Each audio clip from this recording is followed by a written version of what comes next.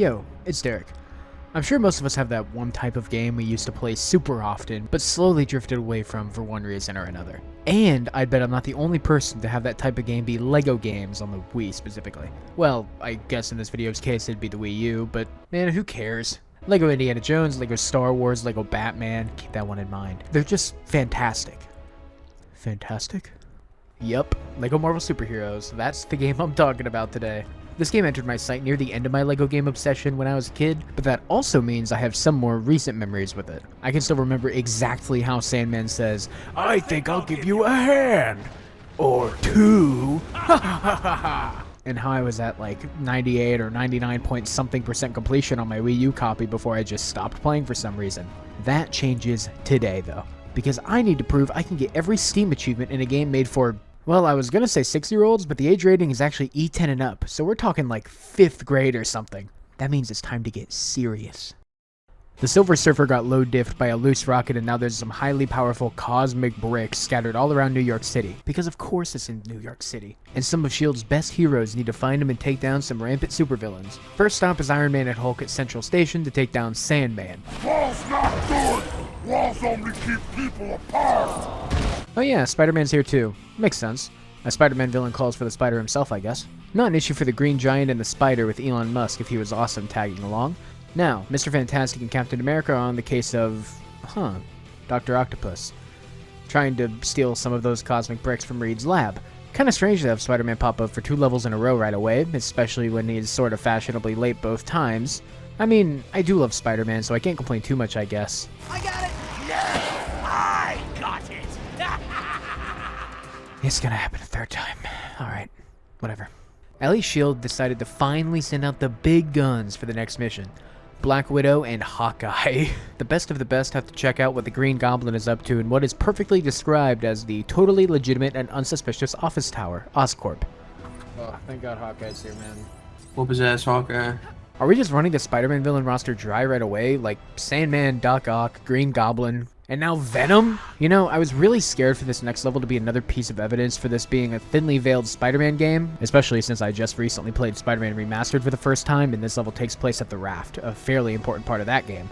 But, thank God we get to fight alongside our first mutant, Wolverine, to go after the fitting Sabretooth, Mystique, and yeah, sure, why not, Whiplash is here too. Red Skull, Carnage, Rhino, I mean, they're just letting anyone in now.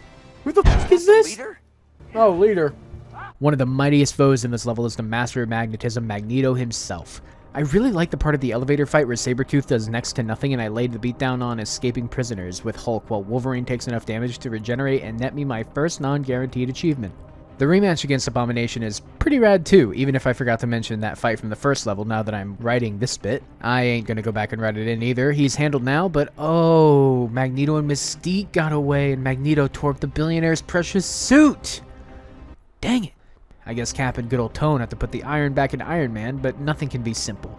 Jarvis is red and evil and mean and apparently invoked some self-aware commentary while I was going through this specific level. Wait, W acrobatics. No! Guy sucks at LEGO games. No, I don't. Sucks. No, I don't. No, I don't. I think you do, bro. I think you just might. No, I don't. Don't cut this from the video. Don't cut this from the video you're making. Leave that part in. And then also leave that part into the... No. You're recording right now, right? Leave in me saying not to cut that. Cut that to now. Even this entire level, actually. Anyways, Jarvis is all good to go again. Mandarin couldn't get the upper hand even with the Hulkbuster. And Tony's got a new suit that kind of just gives me a laser beam, and that's about it.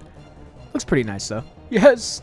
I can play as Hawkeye again! What would I ever do? You expect a sign that says, "Welcome to the secret Hydra base." That's exactly what I was thinking, actually, Hawkeye. You tell her.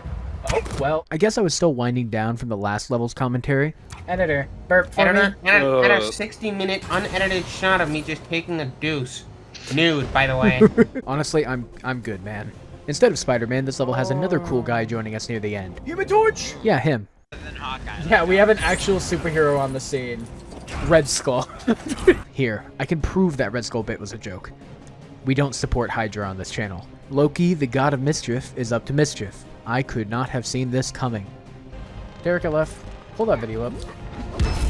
This level is just Thor and friends getting the Tesseract back from Loki, but Wolverine snags it and leads it to a level that's actually awesome.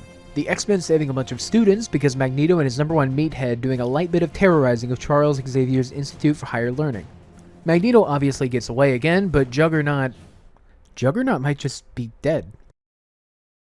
On to Latveria with the Fantastic Four and also Nick Fury to take down the Green Goblin with the help of Spider-Man. Yes! Nah, I'm messing with you. The Goblin goes down, but the Fantastic Friends lose sight of Doctor Doom because of Doctor Doom's Doom Ray of Doom. And certainly no help from a trickster of any kind, no siree. Oh my god, Spider-Man's here again. Fine, whatever. He hasn't been here for a few levels, he's on good behavior, whatever. Too bad the second half of this level is Jean Grey imprisoning me as I have to wait on her to slowly walk to where I need to go. Really, the highlight of this level is the fan favorite MODOK, showing up out of nowhere and immediately losing. Anyways, it's the part of the game where Mr. Fantastic and his best buds Wolverine and Hulk have to climb the kaiju that is the Statue of Liberty. Magneto just knows how to be cool, but that can only last for so long. I managed to reach 100 enemies beaten with Thing, and Magneto is down after the next level, but still, he's down. Keeping up this villain stopping, Spider-Man plus a couple others head to the Master of Magnetism's own spaceship colony thingy because of course Spider-Man's here. As if that isn't enough of a subversion of expectation, Loki, you know, the god of mischief and trickery and that kind of thing, has actually been the mastermind behind everything and wants Galactus to eat up Earth and Asgard.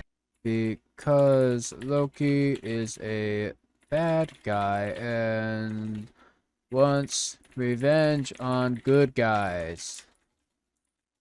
Good guys. Yay. How can a bunch of superheroes possibly take down a planet-devouring galactic entity? Well, how else except the bad guys have to team up with the good guys to beat big bad guy. And then the Guardians of the Galaxy showed up and Black Panther showed up.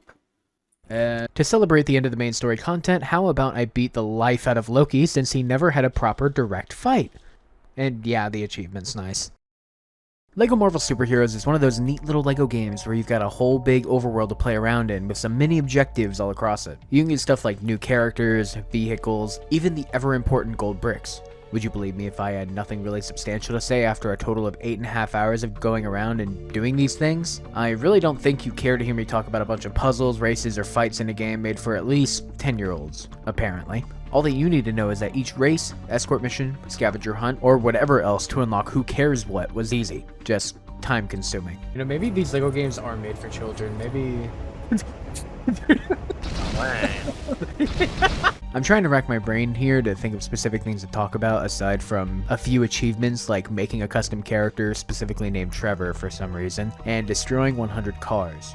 I guess there's a unique line of side quests with J. Jonah Jameson where you have to take photos at different points of interest after story events. But still, all you do is fly up there, switch to Spider-Man, turn into Peter Parker, take the picture, hand it in, repeat like 10 times, done. I guess I'll just 100% every story level now. I'm glad I could draw this bit out a little to validate the time put into it.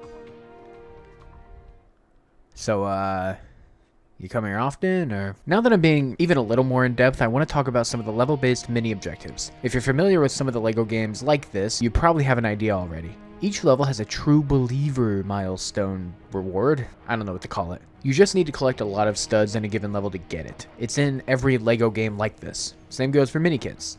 Each level has 10 of them. Collect them all and you get a cute little comic relating to that level. The last of these kinds of things is Stan Lee in Peril. Stan Lee has found himself in some precarious situations throughout the game, but I couldn't really help him much until now because I have access to free play. Any character could be used at any time in any level. Obviously, it's really handy. Honestly though, I got really bored of this whole replaying every level and hoping I don't miss any collectibles thing.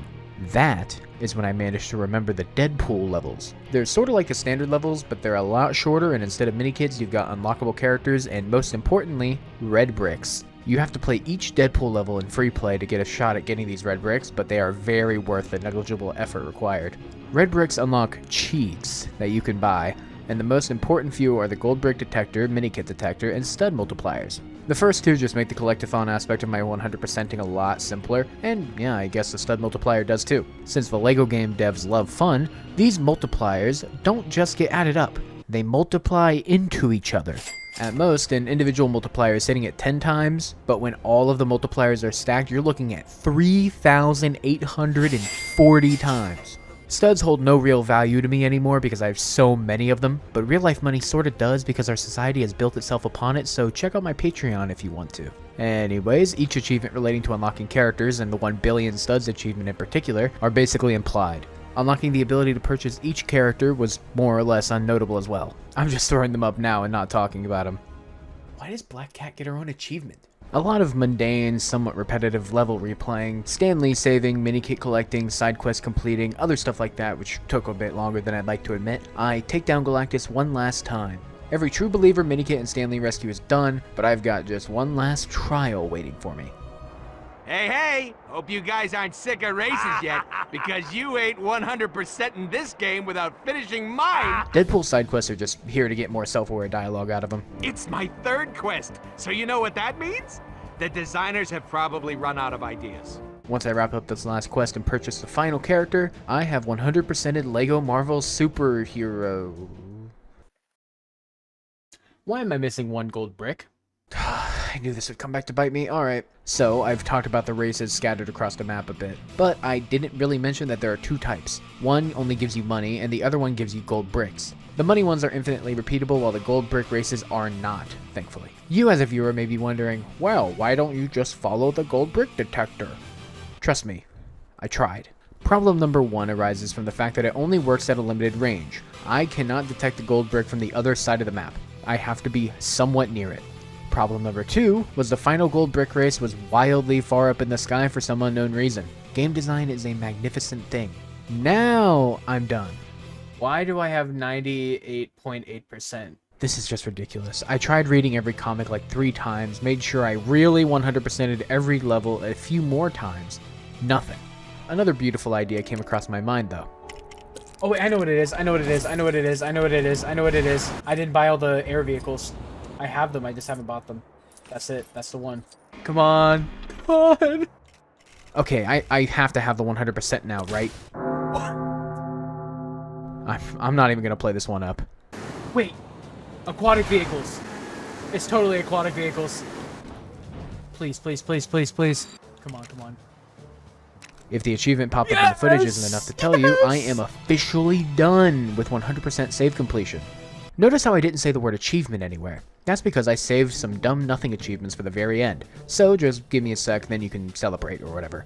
For one, you just have to play in multiplayer as Captain America and Human Torch as a reference to Chris Evans being a cool actor man. Mr. Fantastic can turn into a teapot for some reason, Colossus has a special move he can perform on Wolverine, Stan Lee can turn into Stan Hulk since he's awesome like that. I need to pay a visit to the Baxter Building as Magneto in the poetically named Magnetomobile, but last and possibly least, I need to transform into the Hulk 50 times. I have no idea why this is an achievement. It's horribly time consuming. So much so I'll just run the outro while that goes on. Yeah, this video was an excuse to get a little nostalgic. That same nostalgia probably tints my view of this game a lot, but man, I don't care. I love going around and doing mundane tasks as my favorite superhero in LEGO form. Or villain, you know, either can be cool. Taking off the rose-tinted glasses for just a sec here. LEGO Marvel Superheroes is repetitive, yeah, but it's still fun. I always forget how LEGO games really do just have good humor, and the repetitive nature isn't a massive issue for me personally. Even if it is just that open world where you go to points of interest marked on your map until you go to the mall design. Objectively speaking, however, I do recognize this isn't very outstanding design, but also if you're being objective, it's a LEGO game. This stuff like inherently rocks. Alright, yeah, the rose-tinted glasses fell back on my face, whatever. You're the one still watching, so I don't want to hear it. Oh look, I got the last achievement.